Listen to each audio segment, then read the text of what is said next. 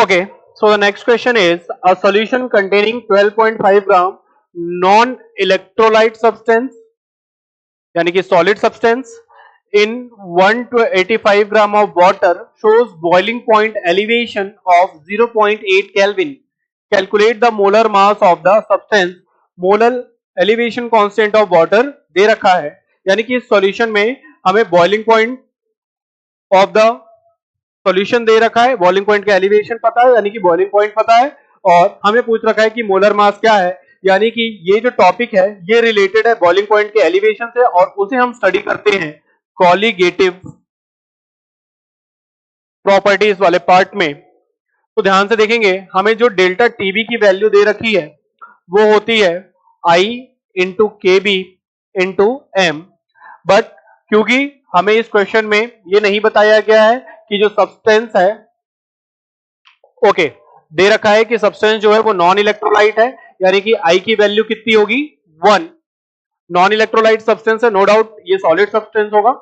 Non electrolyte substance है यानी कि इसकी I की वैल्यू हो जाएगी 1, केबी की वैल्यू हमें दे रखी है और डेल्टा टीबी भी हमें दे रखा है। तो जैसे ही हमने डेल्टा टीबी की वैल्यू पुट करी 0.80 और केबी की वैल्यू हमने पुट करी 0.52, अब हमें वेट को लिखना है,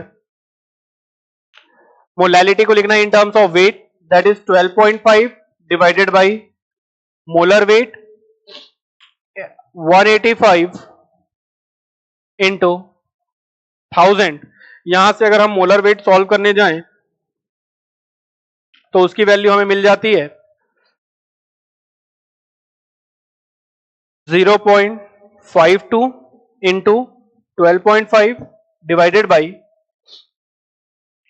0.80 इंटू 185 इंटू 1000। तो अगर हम इसे अप्रोक्सीमेटली 0.5 मान लें तो ये 6.25 हो जाएगा।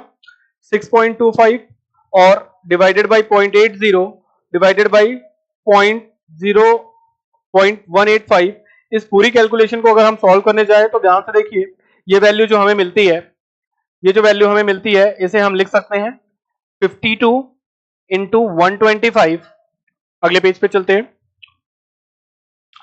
ये वैल्यू हमें मिल जाएगी 52 इंटू 125 डिवाइडेड बाई 0.10 इंटू 185। हमने 1000 से ये डेसिमल्स कैंसिल आउट कर लिए हैं। अब चाहे तो इस क्वेश्चन को हम सॉल्व कर सकते हैं।